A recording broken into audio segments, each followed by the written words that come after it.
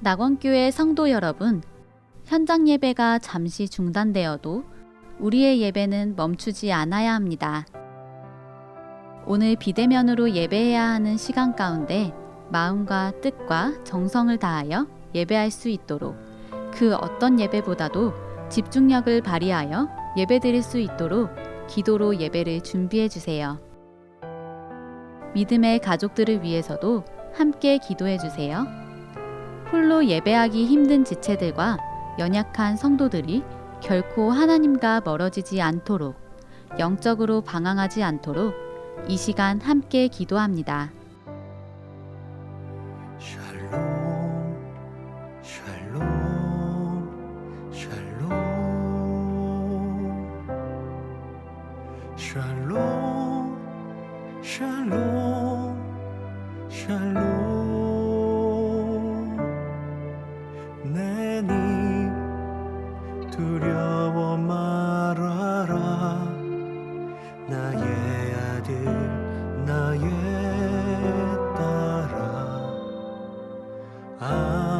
안심하라 샬롬 샬롬 샬롬 샬롬 샬롬 샬롬 나의 평안을 주노라 세상과는 다른 평안 두려워 말라 샬롬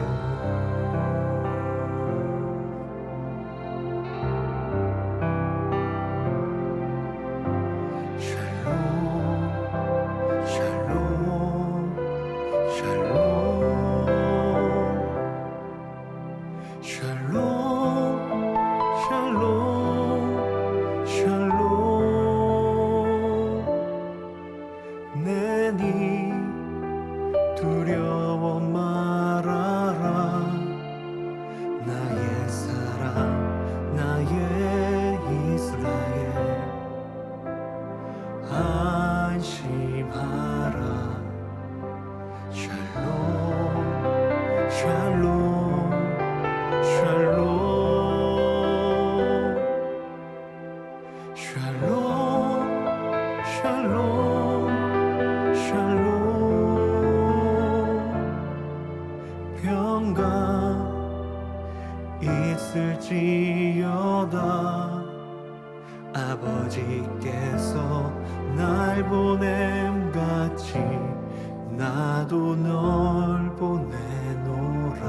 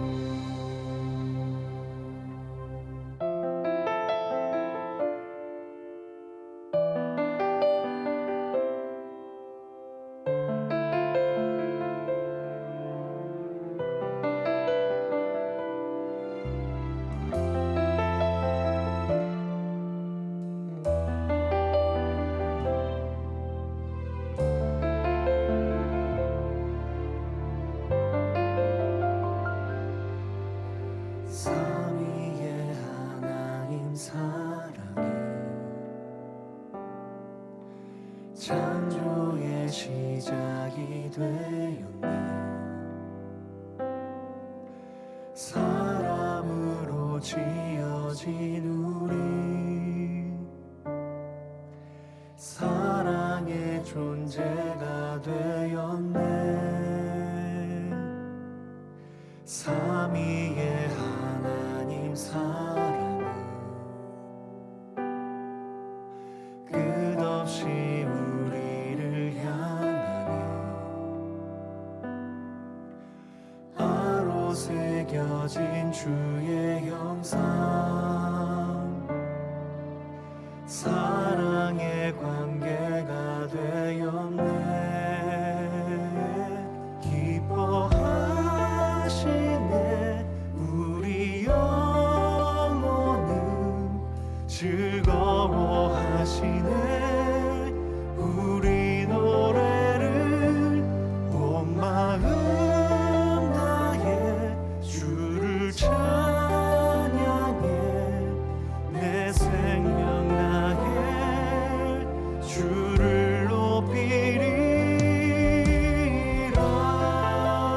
낙원교회 성도 여러분, 현장 예배가 잠시 중단되어도 우리의 예배는 멈추지 않아야 합니다.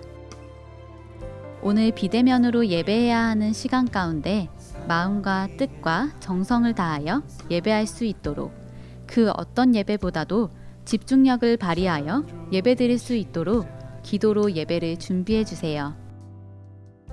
믿음의 가족들을 위해서도 함께 기도해 주세요. 홀로 예배하기 힘든 지체들과 연약한 성도들이 결코 하나님과 멀어지지 않도록, 영적으로 방황하지 않도록 이 시간 함께 기도합니다. 하나님 사랑은 끝없이 우리를 향하네. 바로 새겨진 주의 형상, 사랑의 관계가 되었네. 기뻐하시네. 우리 영혼을 즐거워하시네. 우리 노래를 온 마음 나의 주를 찬양해.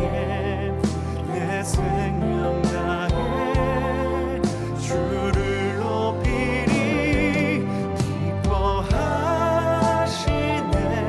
우리 영혼을 즐거워하시네.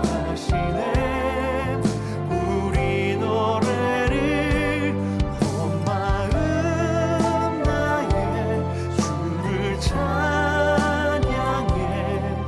내 생명 다해 주를 높이리.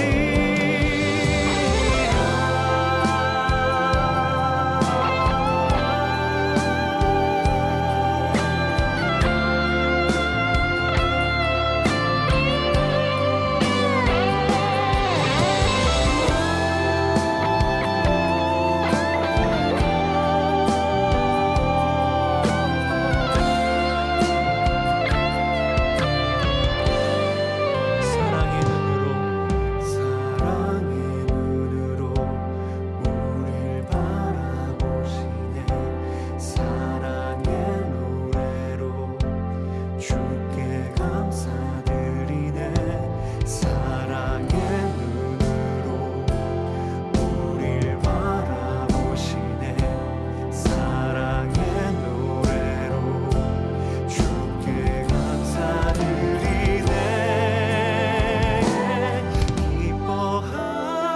기뻐하시네.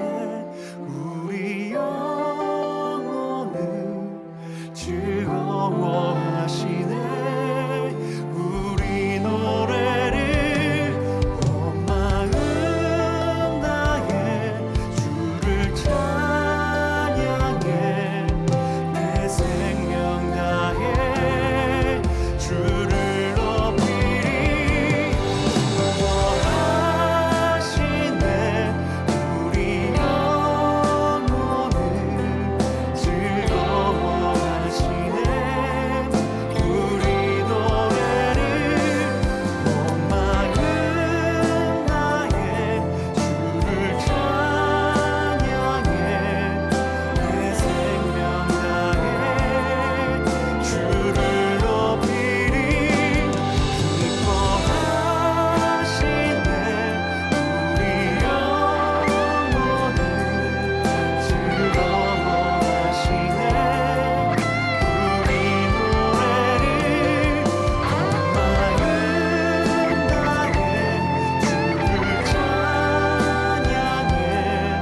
내 생명 다해 주를 높이리라.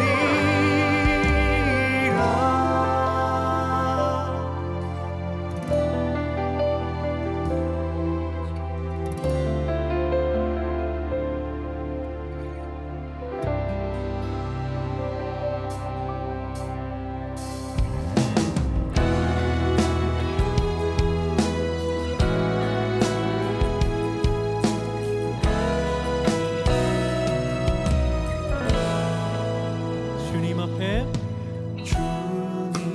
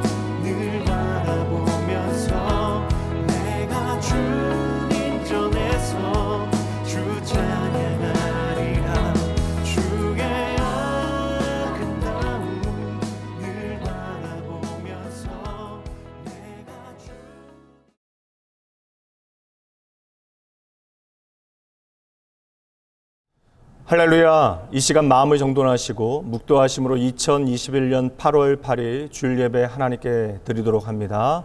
다 함께 묵도합니다.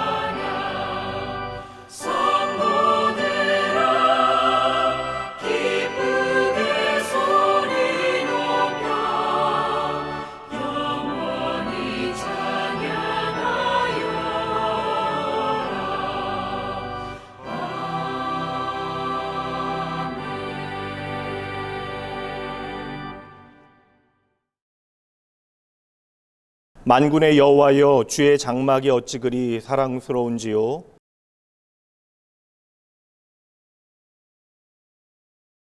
내 마음과 육체가 살아계시는 하나님께 부르짖나이다. 주의 제단에서 참새도 제집을 얻고 제비도 새끼들 보금자리를 얻었나이다.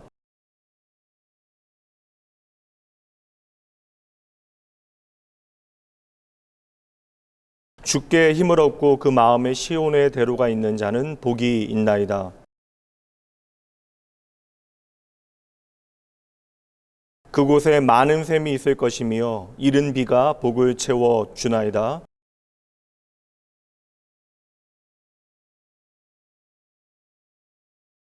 악인의 장막에 사는 것보다 내 하나님의 성전 문지기로 있는 것이 좋사오니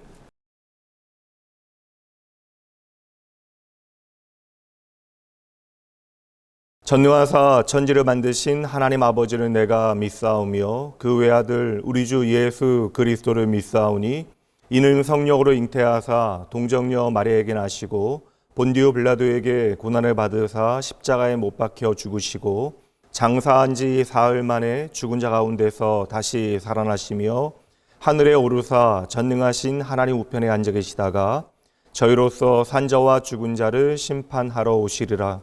성령을 믿사오며 거룩한 공예와 성도가 서로 교통하는 것과 죄를 사하여 주시는 것과 몸이 다시 사는 것과 영원히 사는 것을 믿사옵나이다. 아멘.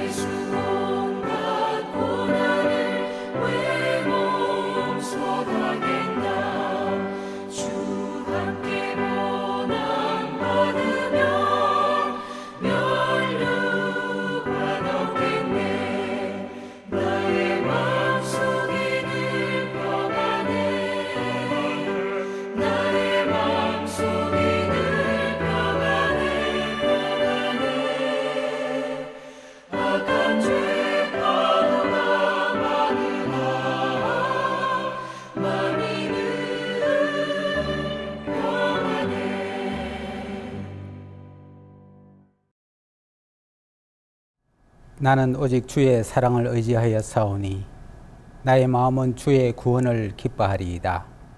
내가 여호와를 찬송하리니 이는 주께서 내게恩덕을 베푸심이로다. 사랑의 하나님 아버지, 폭염과 코로나가 창궐한 가운데에도 주님을 바라보게 하시고 각자 처한 곳에서 주님을 예배하게 하심을 감사드립니다.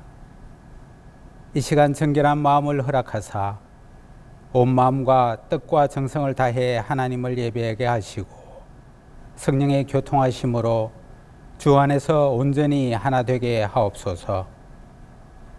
우리가 아직 죄인 되었을 때에 그리스도께서 우리를 위하여 죽으심으로 하나님께서 우리에 대한 사랑을 확정해 주시고 죽은 지 사흘 만에 사망 권세 이기시고 부활하심으로 영생의 참 소망 주심을 진심으로 감사드립니다. 하나님의 백성으로 구별된 삶을, 거룩한 삶을 살라 하셨는데 입술로는 주님께 우리의 삶을 맡겨드린다고 하면서 우리의 손과 발은 우리 눈에 보암직하고 먹음직한 것을 쫓기에 급급한 모습을 봅니다.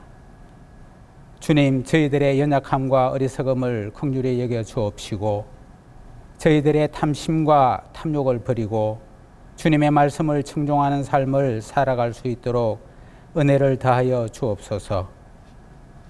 하나님의 자녀로서 그리스도인으로 예수님의 향기를 바라며 살기를 원하지만 더 악화되는 코로나로 경제 활동이 어려워지고 건강 문제와 가정 문제 등 갖가지 어려운 환경들이 우리들의 삶을 옥죄어 오고 있습니다.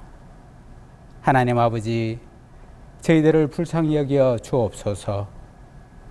우리들의 눈을 밝혀주셔서 우리 앞에 펼쳐진 어려운 상황보다는 이 상황을 통치하시는 하나님을 보게 하시고 언약에 충실하신 하나님을 더욱 신뢰하게 하시며 전지전능하신 하나님 앞으로 나아가 기도하게 하옵소서. 비록 어렵고 힘겨운 상황들이 쉬 사라지지 않는다 할지라도 주님께서 행하신 갖가지 이적들과 말씀으로 주신 약속을 신뢰함으로 하나님을 기뻐하며 주 여호와를 찬송하는 삶을 살아가게 하옵소서. 누가 우리를 그리스도의 사랑에서 끊으리요? 환난이나 공고나 박해나 기근이나 위험이나 칼이랴. 내가 확신하노니 사망이나 생명이나 천사들이나 권세자들이나 현재일이나 장래일이나 능력이나 높음이나 깊음이나 다른 어떤 피조물이라도 우리를 우리 주 그리스도 예수 안에 있는 하나님의 사랑을 끊을 수 없으리라. 오늘도 함께 하시며 역사하시는 예수 그리스도의 이름으로 기도드립니다. 아멘.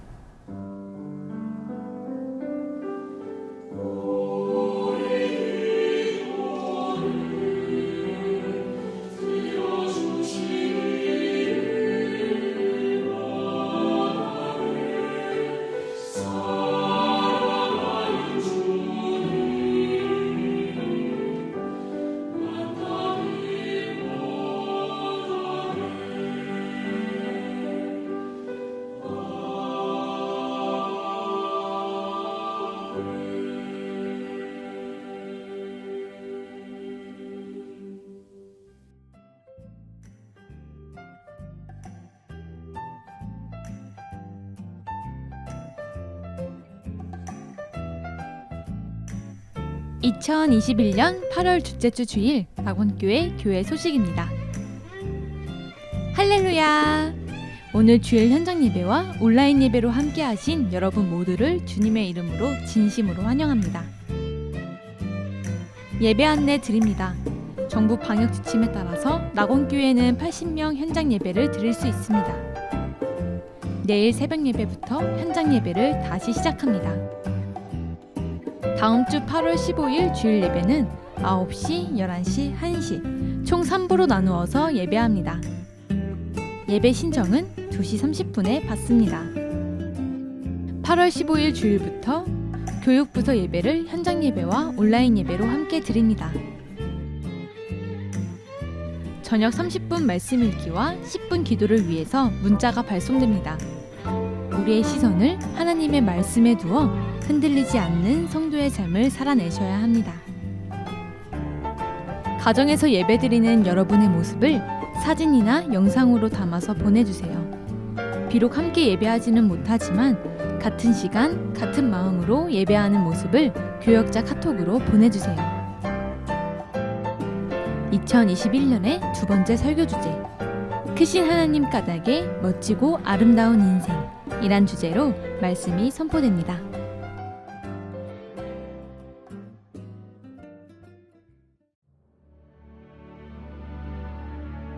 오늘 우리에게 주시는 하나님의 말씀입니다.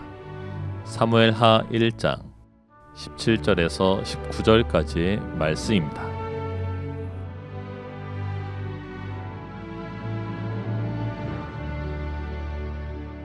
다윗이 이 슬픈 노래로 사울과 그의 아들 요나단을 조상하고 명령하여 그것을 유다 족속에게 가르치라 하였으니 곧 활 노래라 야살의 책에 기록되었을 때 이스라엘아 내 영광이 산 위에서 죽임을 당하였도다.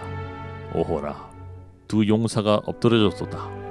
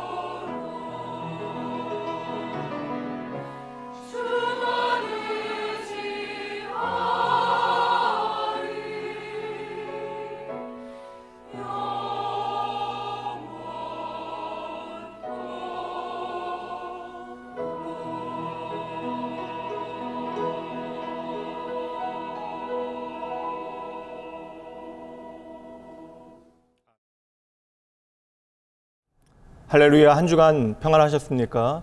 참으로 무더운 날들 견디기 힘든 폭염이 계속되어지고 있는데 우리의 몸과 마음을 지키시는 분이 여호와 하나님이심을 기억하시고요. 이 어려운 시절 믿음 안에서 내게 주어진 삶의 시간들을 은혜롭게 잘 보내셔야 합니다. 여러분, 언제나 우리가 하나님 앞에 거룩한 예배자로 부름 받으셨음을 기억하셔야 되고요. 무엇보다 하나님 예배하는 일에 있어서는 내 마음의 집중력과 우선순위를 두고 하나님 앞에 나아가기를 주저하지 아니하셔야 합니다. 이 시간 하나님 앞에 나와 예배하시는 여러분 모두가 그 마음의 중심을 하나님 앞에 옮겨놓고요. 내게 말씀하시는 하나님께 집중하여 내 삶에 하나님께서 어떠한 일들을 행하시는지, 또한 우리를 향하신 선하신 하나님의 마음이 무엇인지 단단히 붙드는 시간 되셔야 합니다. 성령 하나님께서 친히 우리 가운데 도우실 거예요. 역사하실 것입니다. 오늘 이 시간에는 크신 하나님 까닭의 멋지고 아름다운 인생 11번째 시간 회복, 슬픈 마음을 쏟아내라 라는 제목으로 하나님의 말씀 전하도록 합니다. 대학에서 학생들에게 공학을 가르치시고 또 주일학교에서 교사로 성실하게 봉사하셨던 한 집사님께서 금요 기도회를 마치고 집으로 돌아가시던 길에 대학에서 공부하는 막내 아들의 선배라고 하는 한 낯선 사람의 전화를 받게 되셨답니다. 놀라지 말라라는 말을 연신하던 그 선배라는 사람이 한 말은 막내 아들이 교통사고로 죽었다라고 하는 믿지 못할 소식이었습니다. 신앙생활을 열심히 하지 않는 막내 아들이 참으로 염려되어졌건만 미국에서 공부를 하고 싶다라고 하는 그 마음에 미국으로 보내놓고는 날마다 그 아들을 위해서 기도해 왔는데 그래도 그곳에서 예수 그리스도를 인격적으로 만나고 이제는 교회 생활하는 것이 참으로 즐겁다라고 이야기하는 것을 듣고 나서 그렇게 기뻐했는데 하루아침에 교통사고로 세상을 떠났다라고 하는 그 이야기가 집사님에게는 비현실적으로 들려질 수밖에 없었던 것이죠. 정신을 놓은 채로 장례를 마치게 되어지고 일상의 모든 것은 전혀 변함이 없는 것 같은데 집사님의 모든 삶은 그때로부터 하늘이 무너진 세상이 되어졌습니다. 슬픔을 도무지 견딜 수 없어서 차를 몰고 다니면서 통곡을 하였고요. 더 이상 응답 없는 아들의 전화번호로 전화를 수없이 걸어보았고 꼭 아이가 어느 날에는 돌아올 것만 같아서 문을 잠그지 못하고 열어둔 채로 밤을 지새우기도 하셨답니다. 아들의 믿기지 않는 죽음 앞에서 결코 흔들리지 않을 것 같았던 믿음도 통째로 흔들리게 되어지셨대요. 그렇게 사는 게 아닌 삶이 계속되어졌습니다. 그럴만합니다, 여러분. 충분히 그럴만하죠. 부모인 한 사람이 당할 수 있는 최대의 고통을 뛰어넘은 고통이 바로 자녀를 잃은 슬픔일 것입니다. 이런 소식을 전하게 되어서 유감입니다. 우리의 삶에는 그렇게 어느 날 유감인 소식이 전해지는 순간들이 있죠. 봄이 갑자기 겨울이 되어져 버리고 그렇게 찬란하게 빛나던 하늘이 깜깜해집니다. 바쁘게 돌아가던 일상은 멈추게 되어지고 갑작스러운 슬픔이 칼바람처럼 우리의 가슴을 에이게 되어져요. 사망의 음침한 골짜기에서 피어난 그러한 냉기가 어느새 나의 마음을 차갑게 얼려버립니다. 성도 여러분, 오늘은 우리의 삶에 갑자기 찾아오는, 그렇게 갑자기 찾아오지만 필연코 모든 사람들에게 찾아오게 되어지는 그 상실에 대하여, 그리고 그 상실을 덮는 하나님의 은혜에 대해서 함께 나누어 보도록 합니다. 어느 날 다윗을 한 낯선 사람이 찾아오게 되어지는데요. 그는 예상치 못한 유감스러운 소식을 들고 다윗이 머물고 있었던 블레셋의 시슬라까지 숨이 턱 밑에 닿도록 달려오게 되어집니다. 그리고 그 사람은 다윗이 단 한 번도 본 적이 없는 남모르는 아말렉 사람이었습니다. 너무나 지쳐 보였어요. 옷은 다 헤어져 너덜거리고 머리카락은 광야의 바람에 휘날려 모래 범벅이 되어 있습니다. 그렇게 다윗 앞에 쓰러질 듯한 사람이 엎드려 한 말이 사무엘하 1장 4절 말씀이에요. 사울과 그의 아들 요나단도 죽었나이다. 다윗은 머리로 망치를 맞은 것과 같습니다. 요나단이 죽었다고. 요나단이 누구입니까? 다윗에게는 형제보다 더 가까운 벗이요, 왕자임에도 자신의 생명보다 더 귀하게 여겼던 친구였습니다. 다윗을 위하여 목숨을 기꺼이 버리고 다윗의 가족을 보살펴 주겠다라고 약속했던 친구, 자기에게 마땅히 보장되어진 자리를 마다하고 다윗을 그렇게 귀하게 여겼던 친구, 그 요나단이 전장에서 목숨을 잃게 되어진 것이죠. 그리고 그 현장에서 요나단의 아버지인 사울왕도 함께 죽었습니다. 사울왕, 그렇게 미치광이와 같이 다윗을 쫓으며 그를 괴롭게 하였건만 그는 하나님께서 기름 부어 세우신 그 나라의 왕이었습니다. 다윗은 사울이 기름 부어 세운 왕이라고 하는 사실, 하나님께서 택하신 왕이라고 하는 사실을 단 한순간도 잊지 않았습니다. 이 나라의 왕이 비극적으로 죽게 되어진 것이죠. 게다가 언제나 나의 모든 흉금을 터놓고 이야기를 나눌 수 있었던 나의 전부가 되어지는 가장 가까운 친구도 죽게 되어졌습니다. 다윗은 그렇게 또다시 내 삶에 찾아온 골리앗과 마주대하게 되어진 것이죠. 그리고 이번에 골리앗은 헤아릴 수 없는 슬픔, 내가 감당할 수 없는 슬픔을 무기로 내게 찾아왔습니다. 어찌 보면 주일 아침에 나눌 수 있는 이야기로는 참으로 무거운 이야기입니다. 그리고 이것은 많은 순간에 우리가 우리의 삶에서 외면하고 싶은 이야기가 되어질 수 있어요. 그러나 여러분, 누구나 거인의 손이 우악스럽게 내 어깨를 짓누르는 경험을 하게 되어집니다. 비록 시슬락이 아니다 할지라도 예상치 못한 응급실에서, 내 사랑하는 아이가 누워있는 중환자실에서, 엉망으로 부서진 자동차 앞에서, 사랑하는 이를 떠나 보내야만 하는 장례식장에서 우리는 헤아릴 수 없는 슬픔이라고 하는 거인에게 휘둘리게 되어지는 것이죠. 누군가에게는 그저 유감스러운 소식일 뿐인데 나에게는 내 삶의 모든 중요한 것들이 그 한순간 다 뒤집혀 버립니다. 그 순간 그 옛날 다윗이 그랬던 것처럼 오늘 저와 여러분도 어떠한 선택의 기로에 놓이게 되어집니다. 잔인한 슬픔이라고 하는 현실을 내 삶에 던져놓는 그 거인을 외면하고 등을 돌리고 도망갈 것인지, 아니면 그 슬픔을 맞서 싸울 것인지 우리는 결정해야 하는 것입니다. 그러나 우리는 이미 경험을 통해서 잘 알고 있어요. 많은 경우 우리는 그 슬픔을 외면하고 달아나게 되어졌습니다. 그리고 오늘 이 자리에도 혹 그 슬픔을 외면하며 그리 도망 다니는 분들이 우리 중에 계실지도 모르겠습니다. 어찌 보면 우리는 참으로 잔인한 시절을 살아가고 있어요. 단지 오늘의 현실이 이 팬데믹 때문에 어렵다라고, 그 환경이 참으로 고단하다라고 말씀드리는 것은 결코 아닙니다. 오늘 우리는 슬픔이 외면당하는, 특별히 슬픔을 헤아리지 못하는 시절을 살아가고 있기에 우리의 삶이 더욱더 잔인한 것이죠. 남의 슬픔에도 공감을 하지 못하니 어느새 나의 슬픔에도 우리는 충분히 공감하지 못하게 되어졌습니다. 5세기경의 그리스에는 비극 경연 대회라고 하는 그러한 행사가 열렸는데, 당시에는 인문학이 상당히 깊이를 더하고 있었고요. 당시에 그리스의 젊은 지성들은 사람들의 삶의 이야기에 대해서 집중하기 시작했습니다. 그래서 수많은 젊은 지성들이 나름의 인간의 삶에 대한 비극 작품을 내놓고 경쟁을 하게 되어졌던 것이죠.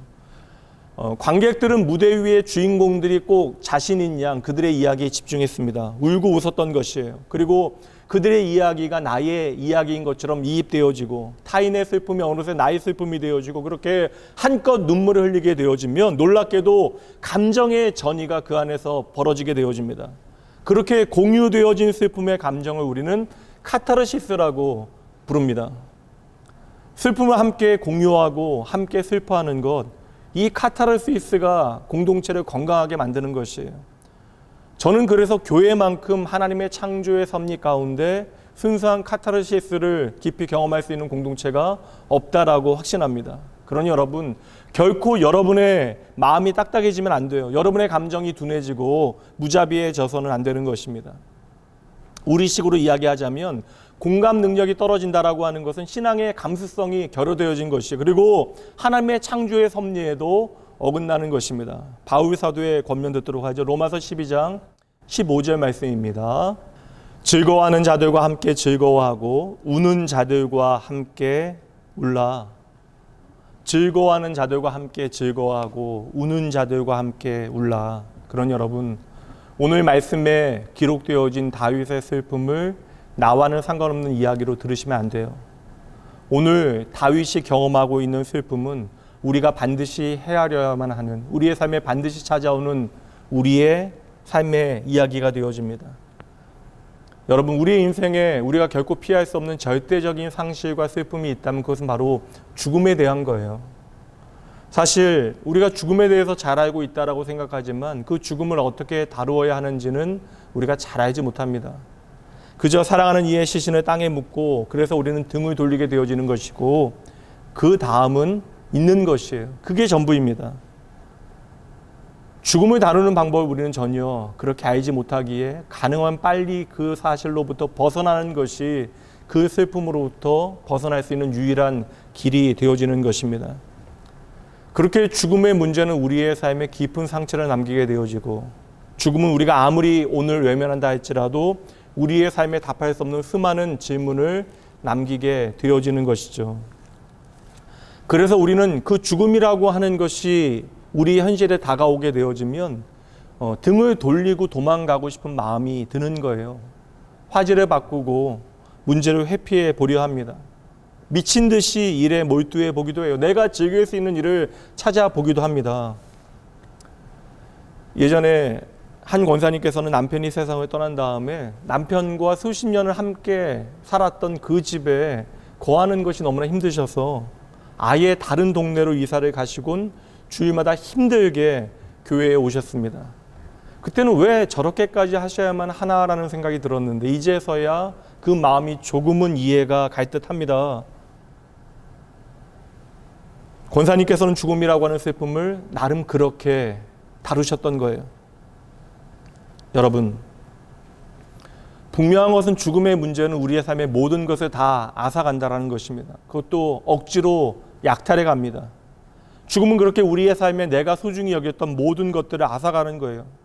내 사랑하는 가족, 나의 일상, 휴가, 산책, 차 한 잔과 함께 나누었던 소중한 대화들, 죽음은 오늘 내가 누리고 있는 것들, 그리고 내가 내일 누리게 되어질 모든 시간을 한순간 사라지게 만듭니다. 암으로 아내를 잃게 되어졌던 C.S. 루이스는 헤아려 본 슬픔이라고 하는 책에서 아내의 부재는 하늘처럼 모든 것 위에 펼쳐져 있다라고 말합니다. 내 인생에 단 한 가지만이 사라진 것뿐인데 내가 평생 해온 글쓰기도 어려워졌고 이제 수염을 깎는 일상도 버겁다라고 이야기합니다. 시간이 지나면 그 슬픔이라고 하는 감정이 정돈되어지고 정리되어질 것이라고 생각했는데 길을 걷다가 아내가 그리도 좋아하는 노래를 듣게 되어지는 것이죠. 나도 모르게 아내와 자주 갔던 식당 앞을 지나가게 되어집니다. 그렇게 슬픔이라고 하는 거인은 쉴 새 없이 내 삶의 출몰에서는 예상치 못한 시간과 장소에서 내 상처를 헤집어 놓는 것입니다. 그리고 우리를 두렵게 만드는 것이죠. 심장마비로 남편을 떠나보낸 한 성도님께서는 사고가 나는 날 그 아침에 전날 남편과 심하게 다툰 것 때문에 화가 나서 출근길에 남편의 얼굴도 보지 않고 그렇게 보내셨대요. 그런데 영영 남편의 얼굴을 보지 못하게 되어진 것이죠. 그리고 그에 대한 못내 괴로움과 죄책감으로 너무나 오랜 시간을 괴로워했다라고 이야기하십니다. 10년이 넘게 그것으로 인하여 마음의 부담을 가지셨대요.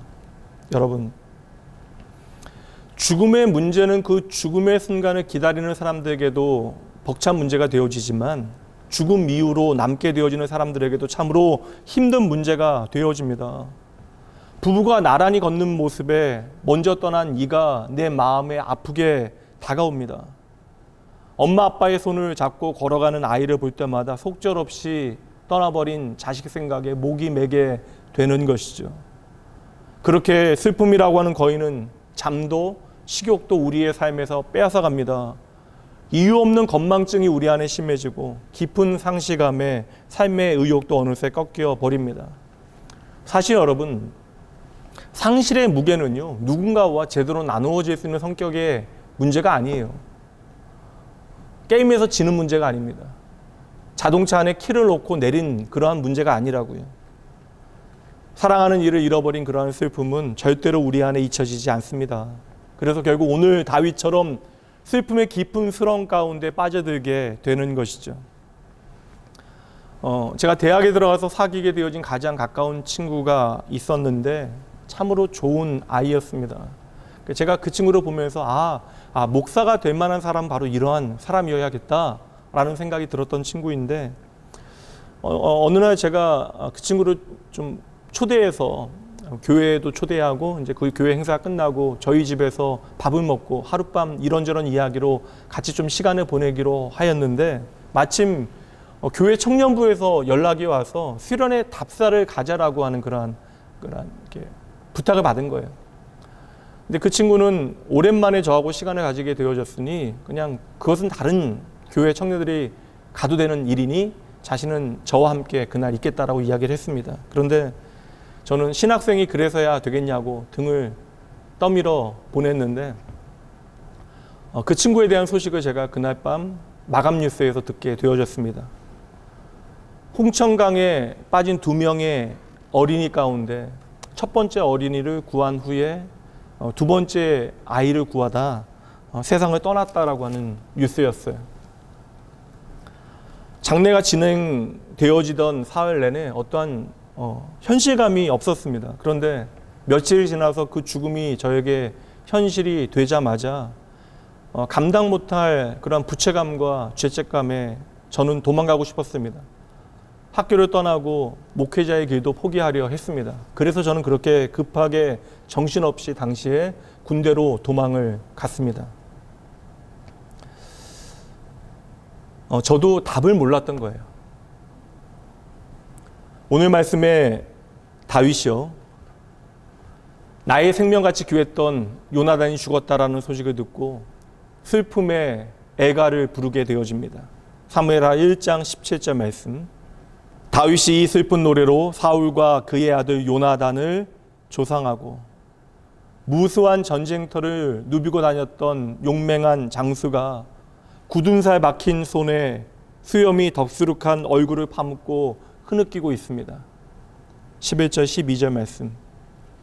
이에 다윗이 자기 옷을 잡아 찢음에 함께 있는 모든 사람도 그리하고 사울과 그의 아들 요나단과 여호와의 백성과 이스라엘 족속이 칼의 죽음으로 말미암아 저녁 때까지 슬퍼하여 울며 금식하니라.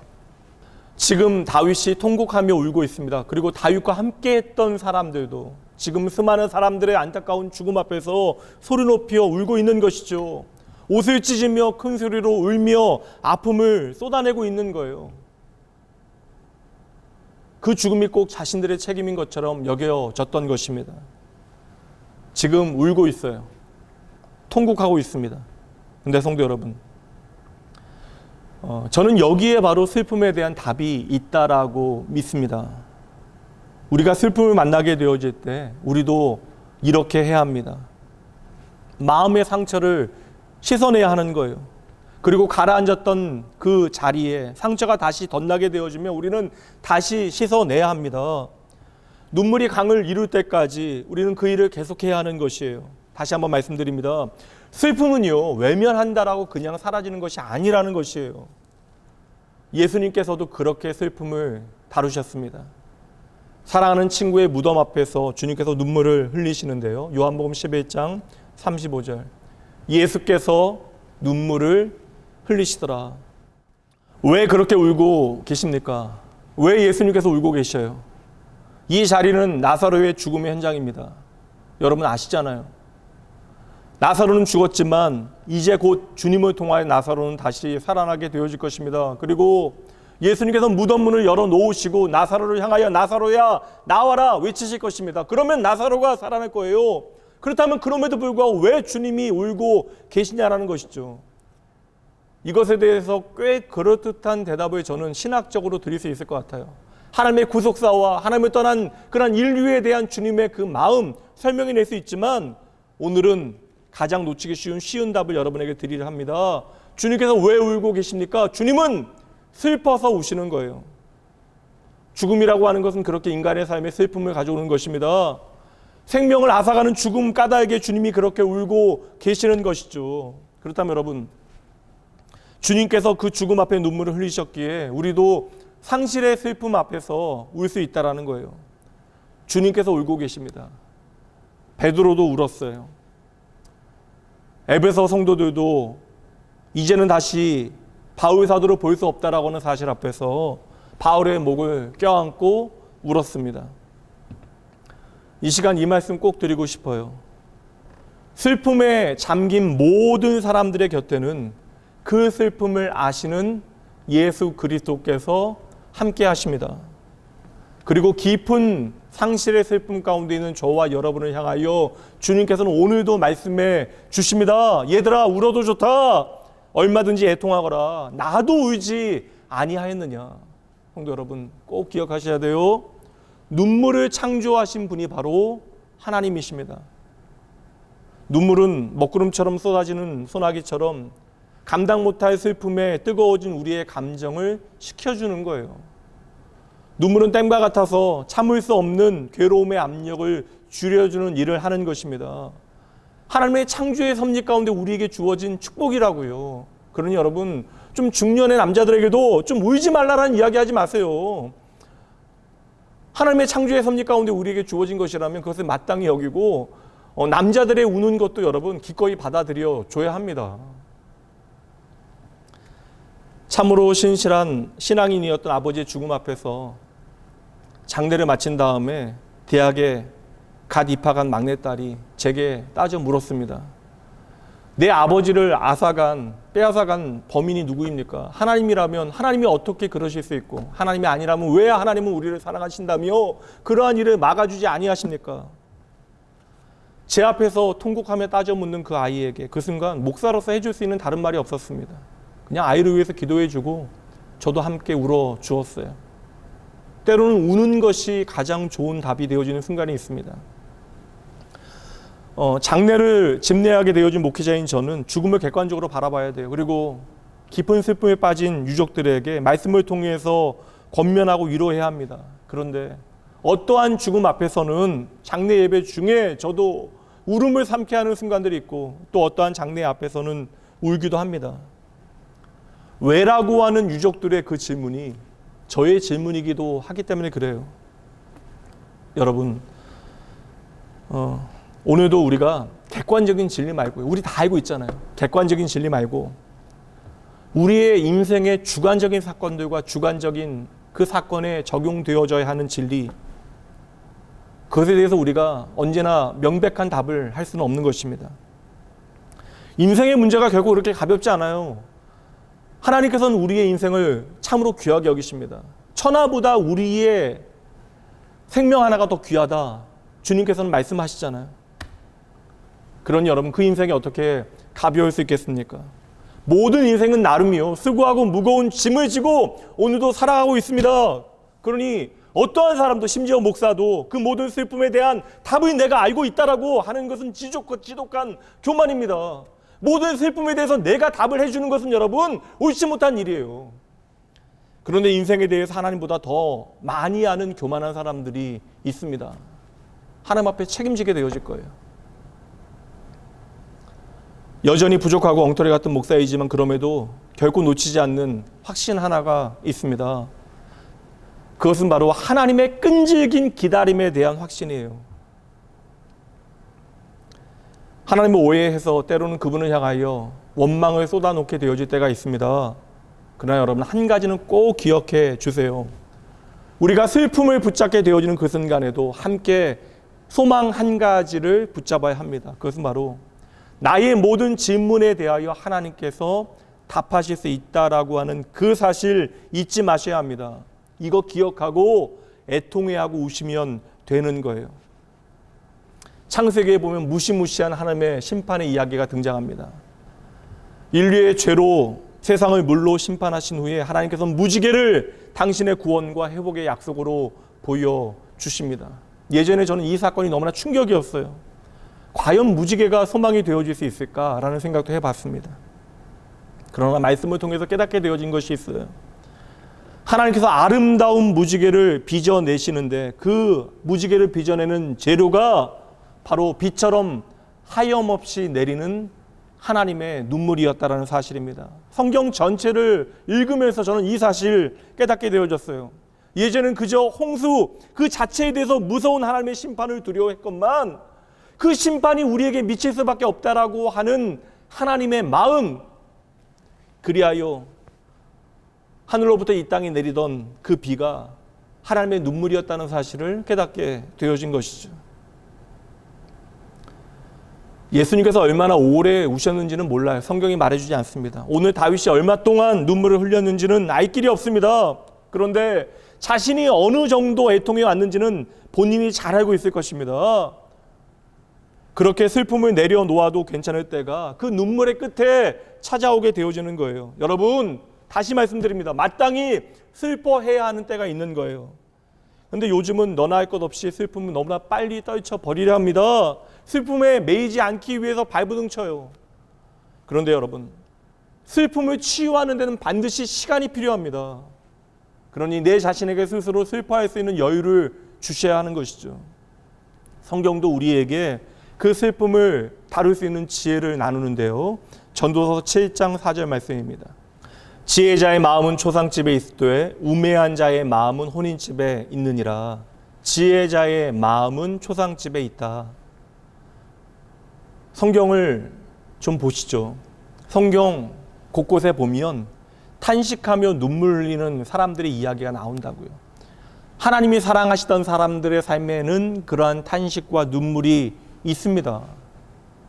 무엇보다 여러분, 성경은 하나님을 떠난 인생을 향한 하나님의 탄식과 눈물이 담겨 있어요. 아십니까? 시편의 70%가 비가 슬픔과 애통의 노래로 되어 있습니다. 시편의 내용들은 어떠한 고통이나 아픔도 겪은 일이 없는 누군가가 성령 하나님께서 시키시는 대로 기계적으로 받아 적은 그러한 성경이 아닙니다. 심지어 말씀해 보면요, 하나님이 없다, 하나님이 죽었다라고 여기지는 그 자리, 그렇게 억울함과 분통이 터지는 그 자리에서 부르는 원망의 노래들이 참으로 많이 있어요. 시편의 한 구절 보도록 할게요. 시편 119편 50절입니다. 이 마음은 나의 고난 중에 위로라. 주의 말씀이 나를 살리셨기 때문이니이다. 이 고백은 단순한 위로의 말이나 어떠한 종교인의 권면의 말이 아닙니다. 누군가에게 교훈을 받으라고 훈수두는 말도 아니에요. 정말 지옥 같은 절망의 옷을 갈아입게 되어지는 그런 삶의 자리에서 그 깊은 슬픔의 끝에서 스스로 하나님의 말씀을 깨달아 하나님의 마음을 알게 되어진 한 믿음의 선배의 고백이라는 것입니다. 그의 삶이 지금 가득 담겨진 자리에서 그는 말씀이 무엇인지를 고백해내는 것입니다. 다윗의 시편을 읽다 보면 그의 고백은 기독교의 승전가가 아니에요. 하나님께 실망한 사람들이 거꾸로 그 안에서 힘을 얻게 되어지는 역설의 노래입니다. 이게 신앙이에요. 그래서 저는 시편의 말씀들이 저에게 너무나 귀하고 귀합니다. 150편의 시편에서 73편의 시를 쓴 사람이 다윗인데, 다윗은요, 깊은 상실의 자리에서, 그 슬픔의 자리에서 더 깊은 하나님의 은혜를 경험한 사람이었다는 것이죠. 다윗이 누구입니까? 광기의 사울왕 정권을 몰아내고 정치적 군사적으로 이스라엘 최고의 전성기를 이끌어갔던 왕, 오늘도 이스라엘 역사에서 가장 위대한 왕이 바로 다윗이었습니다. 그런데 다윗이 쓴 시편들을 우리가 차근히 살펴보면 그렇게 화려하고 멋져 보였던 다윗의 인생도 슬픔과 번민의 감정에서 결코 자유하지 못했다는 사실을 깨닫게 되어집니다. 다윗도요, 두려움과 탄식으로 괴로워하며 눈물로 침상을 적시는 밤을 보냈습니다. 그도 온통 울부짖음으로 하나님 앞에 부르짖어 기도했던 그러한 밤의 시간들을 가지고 있었어요. 시편 6편 6절 7절 말씀입니다. 내가 탄식함으로 피곤하여 밤마다 눈물로 내 침상을 띄우며 내 요를 적시나이다. 내 눈이 근심으로 말미암아 쇠하며 내 모든 대적으로 말미암아 어두워졌나이다. 한두 구절이 아닙니다. 시편 31편 9절입니다. 여호와여, 내가 고통 중에 있사오니 내게 은혜를 베푸소서. 내가 근심 때문에 눈과 영혼과 몸이 쇠하였나이다. 내 일생을 슬픔으로 보내며 나의 연수를 탄식으로 보내며 내 기력이 나의 죄악 때문에 약하여지며 나의 뼈가 쇠하도소이다. 시편 38편 6절부터 말씀 봅니다. 내가 아프고 심히 구부러졌으며 종이토록 슬픔 중에 다니나이다. 내 허리에 열기가 가득하고 내 살에 성한 곳이 없나이다. 내가 피곤하고 심히 상하였음에 마음이 불안하여 신음하나이다. 한 절 더 봅니다. 시편 116편 3절입니다. 사망의 줄이 나를 두르고 스올의 고통이 내게 이르므로 내가 환난과 슬픔을 만났을 때에 허다한 상실과 죽음의 문제 앞에서 삶을 지탱하기 힘들었던 다윗은 하나님 앞에 울고 있습니다. 하나님 앞에 울며 시편으로 내면의 슬픔을 고백해냈던 것이죠. 그렇게 다윗은 하나님 앞에 울면서 치유와 회복의 단계로 나아가게 되어졌던 것이에요. 그리고 결국 하나님 앞에서 울면서 내 모든 슬픔을 하나님께서 어떻게 바꿔냈는가를 고백해내는데 그것이 바로 시편 30편 11절 12절. 주께서 나의 슬픔이 변하여 내게 춤이 되게 하시며 나의 베옷을 벗기고 기쁨으로 띠우셨나이다. 이는 잠잠하지 아니하고 내 영광으로 주를 찬송하게 하심이니 여호와 나의 하나님이여 내가 주께 영원히 감사하리이다. 다윗이 반복되어지는 상실의 위기 앞에서 완전히 넘어지지 않은 이유, 그것은 바로 하나님 앞에서 정직하게 울며 나의 마음을 만져주신 하나님을 충분히 만났기 때문입니다. 그러니 슬픔과 상실의 때에 눈물 흘리기를 두려워하지 마세요. 너무나 빨리 눈물을 닦아내지 않으셔도 됩니다. 하나님 앞에서 충분히 아파하셔도 돼요. 많은 사람들이 눈물 흘리는 것을 싫어합니다. 눈물을 흘리는 것을 어떠한 패배나 실패와 같이 이해하는 것이에요. 그리고 우리가 계속해서 슬퍼하면 더 깊이 슬퍼질 것처럼 착각합니다. 게다가 신앙생활하는 사람들은 구원에 확신이 없는 사람들이나 그렇게 슬픔에 빠진다라고 착각합니다. 그런데 여러분 절대 아니에요. 오늘 말씀의 다윗뿐만 아니라 우리의 구원의 유일한 한계 되신 예수님께서도 상실감에 괴로워하셨고 때로는 죽음의 문제 앞에서 하염없이 눈물을 흘리셨습니다. 심지어 십자가 위에서도 하나님과의 단절에 처절한 부르짖음으로 반응하셨던 분이 하나님이세요. 예수님이십니다. 근데 여러분 기억하세요? 예수님께서는 그 모든 상실의 슬픔을 이겨내시고 부활하셨잖아요. 그리고 이것이 바로 오늘 저와 여러분의 소망이 되어진 것입니다. 다시 말씀드립니다. 상실의 아픔 가운데 내면에 쌓이게 되어진 부정적인 감정들은요, 슬퍼하는 과정을 통과해야만 우리 안에서 사라지는 거예요. 어렵죠? 쉽게 말씀드립니다. 다시요. 눈물을 창조하신 분이 하나님이십니다. 우리에게 눈물을 주신 분이 하나님이시라고요. 그러니 깊은 상실과 슬픔의 순간에 중요한 일은 충분히 슬퍼하는 거예요. 다시 솔로몬이 전하는 인생의 지혜를 들어보시죠. 전도서 7장 3절입니다. 슬픔이 웃음보다 나음은 얼굴에 근심하는 것이 마음에 유익하기 때문이다. 우리가 마땅히 슬퍼하여야 하는 때에 슬퍼하는 것이 우리에게 유익하대요. 우리의 인생의 모든 심오하고 중요한 문제는 대부분 슬픔의 깊은 동굴 안에서 다루어지는 것입니다. 그 누구도 피할 수 없는 죽음이라고 하는 문제 앞에서 우리가 깊이 슬퍼하며 반드시 짚고 넘어가야 할 중요한 질문들을 우리는 그 안에서 깨닫게 되어지는 거예요. 다시 말씀 볼게요. 다윗이 깊은 죄책감에 사로잡혀요. 시편 6편 6절입니다. 내가 탄식함으로 피곤하여 날마다 눈물로 내 침상을 띄우며 내 요를 적시나이다. 울어요. 그리고 나중에는 그 슬픔이 더 깊어져서 그는 고백합니다. 시편 31편 10절. 내 일생을 슬픔으로 보내며 나의 연수를 탄식으로 보내며 내 기력이 나의 죄악 때문에 약하여지며 나의 뼈가 쇠하도소이다. 죽음이라고 하는 고통의 문제는 그것을 직면하게 되어질 때 무게를 더하게 되어지는 거예요. 그것이 때로는 죄책감이건 아니면 하나님을 향한 원망이건 억울함이건 여러분 솔직하게 하나님 믿고요. 있는 그대로 하나님 앞에 말씀드리면 되는 것입니다. 전혀 괜찮지 않을 때 우리가 괜찮은 척 할 때가 얼마나 많아요. 심지어 하나님 앞에 기도할 때도 내가 괜찮은 척 할 때가 있습니다. 근데 하나님은 우리의 모든 것들을 다 알고 계시잖아요. 때로는 내가 해결하지 못하는 내 안에 수많은 감정들이 얼마나 나를 괴롭힙니까? 그러니 이제 그만 하나님 앞에 솔직해지셔도 돼요. 그렇게 솔직한 사람들만이 하나님 앞에서 눈물을 흘리게 되어지는 것이죠. 우리가 자꾸만 우리 안에 있는 감정들을 외면하다 보니까 내가 진정으로 슬퍼해야 하는 인생의 문제를 외면하게 되어지는 것입니다. 그래서 오늘 저는 도리어 다윗이 부러워요. 목사의 아들로 자연스레 감정을 숨기며 사는 법을 먼저 배웠던 저에게는 다윗의 시편을 읽으며 참으로 많은 위로를 받는 시간들이 있었습니다. 다윗은 참으로 다양한 표현들을 사용하여 자신의 슬픔을 하나님 앞에 있는 그대로 한결같이 쏟아냅니다.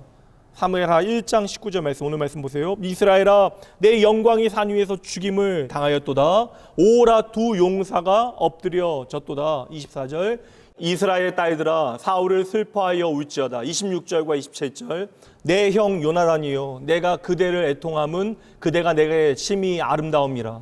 그대가 나를 사랑함이 기이하여 여인의 사랑보다 더하였도다. 오라, 두 용사가 엎드려졌으며 싸우는 무기가 망하였도다 하였더라. 다윗은 예배 드릴 때만큼이나 슬픔을 표현할 때도 참으로 창의적이에요. 이것은 충분히 슬퍼해 본 사람만이 할 수 있는 일입니다. 17절과 18절 말씀, 다윗이 이 슬픈 노래로 사울과 그의 아들 요나단을 조상하고 명령하여 그것을 유다 족속에게 가르치라 하였으니 곧 활 노래라 야살의 책에 기록되었으되. 다윗은 온 이스라엘 백성들에게 그 죽음을 애도할 것을 명령합니다. 개인적인 슬픔을 공적인 정책으로 전환하게 되어졌던 것이죠. 죽음의 문제를 있는 그대로 받아들이게 되어지고 그것을 다윗은 왜곡하거나 퇴색시키지 않아요. 그 죽음의 문제를 피하지 아니하고 내가 할 수 있는 일이 무엇인지 그는 최선을 선택하게 되어집니다. 여러분, 이 땅의 모든 인생에는 정해진 때가 있습니다. 다윗의 아들 솔로몬도 인생의 때가 있음에 대해서 노래했는데, 전도서 3장 말씀, 사실 전도서 3장 말씀이 다 그 말씀인데 부분만 읽도록 할게요. 1절부터 읽을게요. 범사의 기한이 있고 천하 만사가 다 때가 있나니 날 때가 있고 죽을 때가 있으며 심을 때가 있고 심은 것을 뽑을 때가 있으며 죽일 때가 있고 치료할 때가 있으며 헐 때가 있고 세울 때가 있으며 울 때가 있고 웃을 때가 있으며 슬퍼할 때가 있고 춤출 때가 있으며. 성도 여러분, 마땅히 슬퍼해야 하는 때가 있다라는 거예요. 그러니 여러분, 슬픔을 외면하지 마시고 충분히 여유를 주셔야 합니다. 이것이 하나님의 창조 섭리에 합당한 일입니다. 찾아온 슬픔 앞에서 마음껏 눈물 흘리시고 시간을 들여 정직하게 슬픔을 마주 대하셔야 돼요. 그래야 우리의 슬픔의 끝에서 진짜 소망이 무엇인지를 발견하게 되어집니다. 여러분, 말씀드렸잖아요. 슬퍼해도 되는 이유. 우리의 슬픔에 대한 답을 누가 가지고 계십니까? 하나님이 가지고 계십니다. 우리의 슬픔을 다루시는 분이 바로 주님이심을 여러분 믿으셔야 돼요. 내 어찌할 수 없는 슬픔을 해결하신 분이 주님이심을 우리는 반드시 만나게 되어집니다. 이제 여러분 보세요. 한번 결론으로 가봅니다. 바울은 데살로니가 교인들을 향하여 그의 편지에서 이렇게 교훈합니다. 데살로니가전서 4장 13절 말씀입니다. 형제들아, 자는 자들에 관하여는 너희가 알지 못함을 우리가 원하지 아니하노니. 지금 바울 사도는 교회 안에 죽음의 문제에 대해 설명하고 있는 것입니다. 이 죽음의 문제에 대하여 우리가 알아야 한다. 다음 말씀, 이는 소망 없는 다른 이와 같이 슬퍼하지 않게 하려 함이라. 여러분, 우리는 마땅히 하나님 앞에서 울며 슬퍼하되 소망 없는 다른 이들과 같이 슬퍼하지 말아야 한다는 것입니다. 여러분 보세요. 여러분 중요합니다. 오직 하나님만이 죽음에 대한 명쾌한 대답을 가지고 계십니다. 그래서 우리가 충분히 슬퍼한 후에 들을 준비가 되어지면 주님은 사랑했던 이들의 처음과 끝을 상세하게 설명해 주실 것이에요. 이것이 바로 우리에게만 주신 하나님의 은혜입니다. 우리의 소망의 이유를 그 슬픔의 끝에서 반드시 발견하게 하실 것이에요. 5년 동안 죽음의 문턱에 서 있던 아들을 떠나보내신 장로님께서 아들의 죽음에 대한 당신의 마음을 전해주신 것이 여전히 제 마음에 남아 있습니다. 하나님께서는 사랑하는 아들을 이제 세상이라고 하는 병원에서 퇴원시키셨습니다. 예전에 한 권사님께서 구역장 나들이 함께 가셨는데 얼마나 자연이 아름다워요. 꽃도 아름답고. 근데 하시는 말씀이 남편 없이 이렇게 봄나들이 가고 아름다운 꽃들 구경하는 것이 미안하다는 말씀 하시더라고요. 그런데 그 권사님께서 모르시는 것이 있죠. 먼저 떠나가신 남편이신 집사님께서는 권사님이 누리시는 것보다 비교할 수 없는 더 깊은 행복과 사랑과 은혜를 누리고 계시다라는 사실입니다. 팬데믹 가운데 사랑하는 가족을 떠나 보내신 분들 계십니다. 참 어려운 시기에 사랑하는 이들을 떠나 보내면서 마땅히 우리가 할 수 있는 일들을 다 하지 못한 것 같아서 아쉽기도 하고 마음이 불편한 분들도 계실 거예요. 그러나 여러분, 이미 그 죽음은 예수님 안에서 행복한 터닝 포인트가 되어졌음을 반드시 믿으셔야 돼요. 하루빨리 그리운 이들 보고 싶으십니까? 여러분, 그렇게 보고 싶어 하지 아니하셔도, 여러분 노력하지 않아도요, 이 인생은 손사에 같이 흘러가게 되어질 거예요. 시편 39편 5절입니다. 주께서 나의 날을 한 뼘 길이만큼 되게 하시며 나의 일생이 주 앞에는 없는 것 같사오니 사람은 그가 든든히 서 있는 때에도 진실로 모두가 허사뿐이니이다. 성도 여러분, 아침에 어린 아이를 학교에까지 데려다 주고 교문 앞에서 헤어질 때에 이제는 다시 만나지 못할 것처럼 눈물을 흘리는 부모는 없습니다. 그저 환히 웃으며 아이에게 인사하셔야죠. 잘 갔다 와. 즐겁게 친구들하고 놀아. 오후에 보자. 아내를 마트까지 데려다 주고 주차를 하러 가는 길에 임종 때나 나눌 만한 그러한 인사를 교환하는 부부는 없습니다. 그저 가벼운 마음으로 금방 주차하고 올게라고 이야기하시면 됩니다. 마찬가지로 흙이 여전히 마르지 않은 무덤을 내려다보면서 금방 갈게, 곧 봐, 금방 봐요, 곧 보게 되어질 것이에요 약속하셨다면 여러분 잘하신 것입니다. 하나님의 말씀 그대로 우리의 인생은 눈 깜짝할 새 지나가게 되어질 것이고 우리는 다시 사랑하는 이들을 만나게 되어질 것입니다. 그러니 저와 여러분은 슬퍼하되 소망 없는 자들과 같이 슬퍼하면 안 되는 것이죠. 슬픔 외면하지 마세요. 꿋꿋하게 슬픔과 대면하셔야 합니다. 눈물 흘릴 만한 여유를 충분히 가지세요. 하나님께서는 그 모든 것을 이해해 주십니다. 하나님께서는 죽음의 무게와 무덤의 슬픔을 알고 계세요. 왜냐하면 하나뿐인 당신의 아들을 땅에 묻으셨던 경험을 가지고 계시기 때문입니다. 이것은 신학적인 진술이 아니에요. 우리의 모든 슬픔을 아버지 하나님께서 알고 계시다라는 것입니다. 이거 기억하셔야 돼요. 그렇게 우리의 모든 슬픔을 아시는 하나님께서는 저와 여러분에게 곧 주어질 부활의 기쁨도 알고 계십니다. 그러니 오늘 마땅히 슬퍼해야 하는 슬픔을 외면하지 마시고요. 하나님 앞에서 마음껏 슬퍼하세요. 그러나 그때에도 주님께서 우리에게 주시는 부활의 소망을 붙들고 나를 반드시 부활의 소망에 동참하게 하실 그날을 기대하면서 하루하루 믿음과 소망과 사랑, 하나님의 구원의 실체를 여러분의 삶의 자리에서 반드시 살아내셔야 합니다. 여러분, 오늘 우리의 모든 슬픔을 헤아리시고 우리의 모든 슬픔과 함께 하시고 그리하여 우리의 모든 슬픔을 세상과 다르게 만드시되 하늘의 소망을 품게 하실 하나님 믿고요. 한 주간 그 믿음 안에서 은혜의 시간들을 살아내시는 여러분 모두가 되어주셔야 합니다. 기도하시죠. 하나님, 나의 사랑하는 아버지, 나의 영원하신 주님, 모든 것이 하나님의 은혜입니다. 예수의 복음 안에서 저희들 확인하게 되어지는 나의 존재의 의미를 다시 한번 깨닫게 하여 주시옵소서.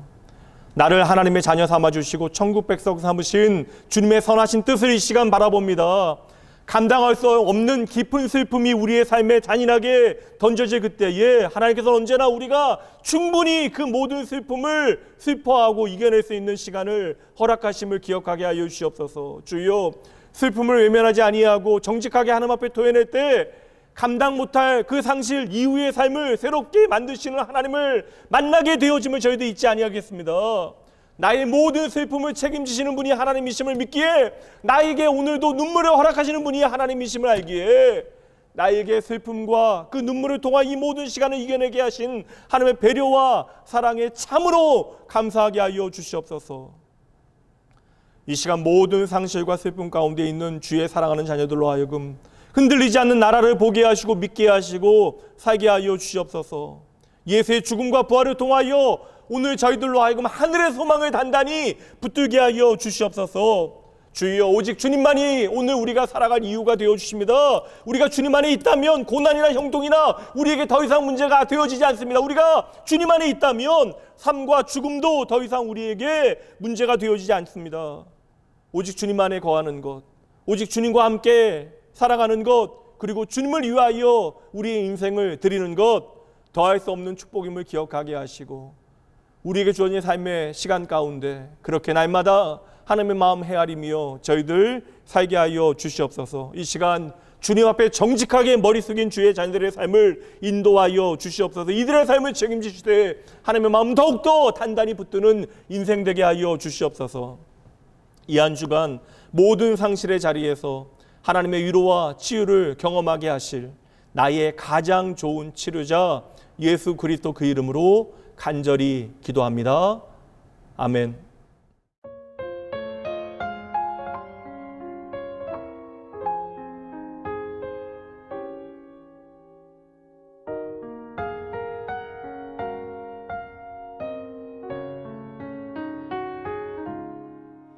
너 예수께 조용히 나가 내 모든 짐 내려놓고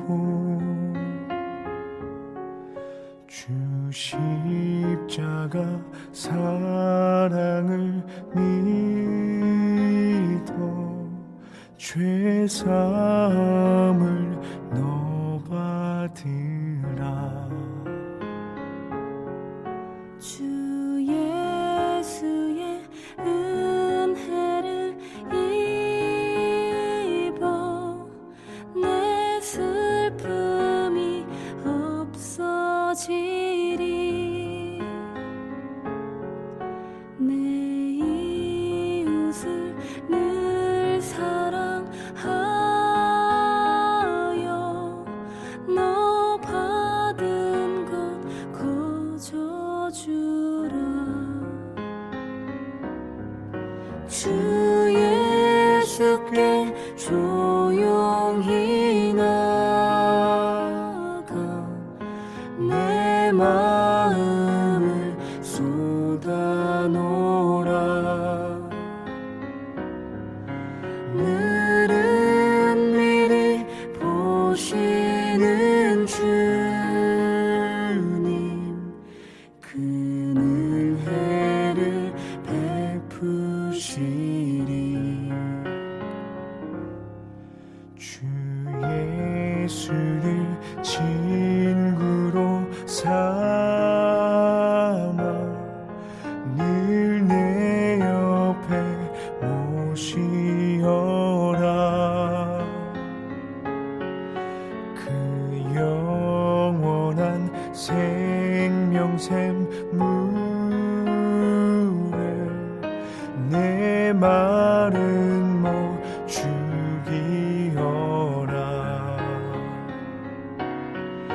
주 예수께 조용히 나가 내 마음을 쏟아놓으라. 늘은 미리 보시는 주님 그 은혜를 베푸시리.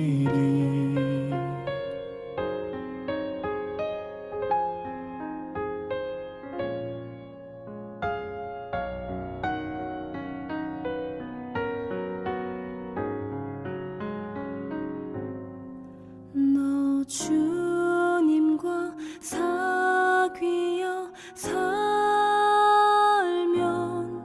새 생명이 넘치리라. 주 예수를 찾는 이 앞에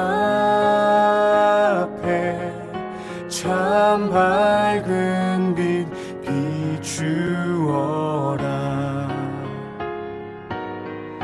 주 예수께 조용히 나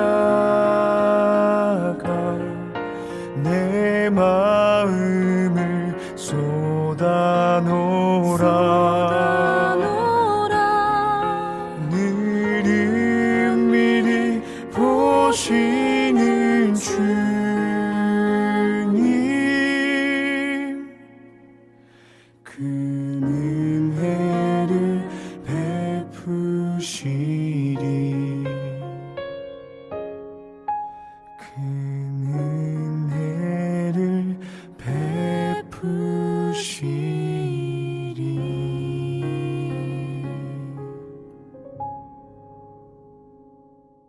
하나님 아버지, 진정 모든 것이 하나님의 은혜입니다. 진리 영되신 성령 하나님 우리 가운데 함께 하시오. 저희들로 주의 이름 부르게 하시고 주님과 함께하는 삶의 그 의미를 깨닫게 하시오. 이 한 시간 주의 은혜 고백하며 주님 앞으로 나아가게 하시니 참으로 감사합니다.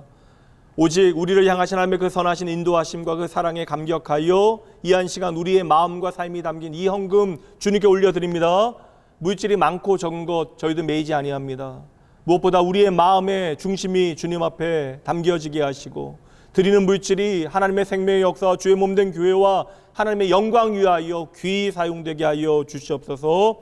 간절한 마음으로 주님께 고백드린 주의 백성들의 삶을 축복하여 주시고 이들의 삶의 모든 자리에서 하나님의 마음 단단히 붙들고 하나님의 귀하신 뜻 따라 살 수 있는 지혜도 허락하여 주시옵소서. 모든 영광과 감사 주님께 올려드리며 우리의 유일한 소망의 이름 되신 예수님 이름으로 축복하며 간절히 기도합니다. 아멘. 평화 하나님의 평강이 당신의 삶에 넘쳐나기를. 평화 하나님의 평강이 당신의 삶에 가득하기를 축복합니다. 이제는 우리 주 예수 그리스도의 은혜와 하나님의 사랑하심과 성령 하나님의 함께하심이 모든 상실과 실패와 아픔의 자리에서 내가 힘겨워할 그때에 나의 마음을 온전히 하나님께 아뢰며 마땅히 슬퍼할 일을 하나님 앞에서 슬퍼한 후에 그 슬픔의 끝에서 내게 주시는 부활의 소망이 이제는 붙들고 오늘 내 삶에서 믿음과 사랑을 살아내기로 작정하는 모든 주의 자녀들을 위해 그들의 마음과 생각 가운데 팍팍한 모든 현실과 고단한 삶의 모든 자리 가운데 오늘 사랑하는 가족을 잃고 주의 회복을 바라보는 간절한 영혼들을 위해 지금으로부터 영원까지 함께 있을지어다. 아멘.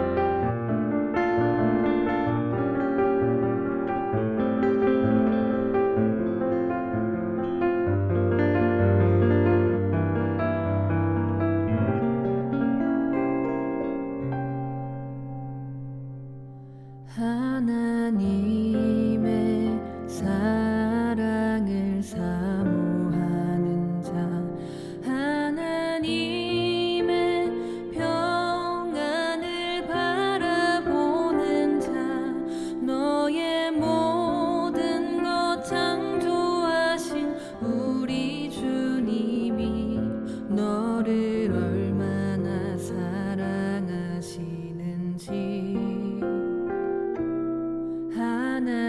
하나님께 찬양과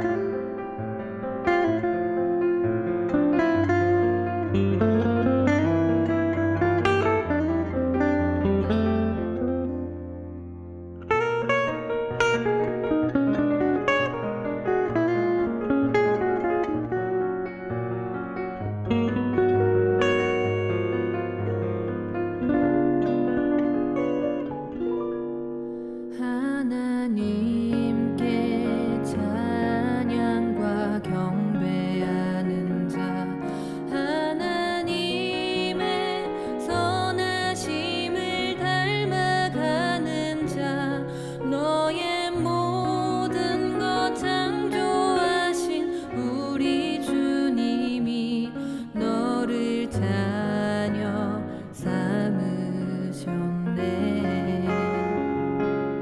하나님 사랑의 눈으로 너를 어느 때나 바라보시고 하나님 인자한 귀로서 언제나 너에게 기울이시니 어두움에 밝은 빛을 비춰주시고 너의 작은 신음에도 응답하시니 너는 어느 곳에 있든지 주를 향하고 주만 바라볼지라. 어두움에 밝은 빛을 비춰주시고 너의 작은 신음에도 응답하시니 너는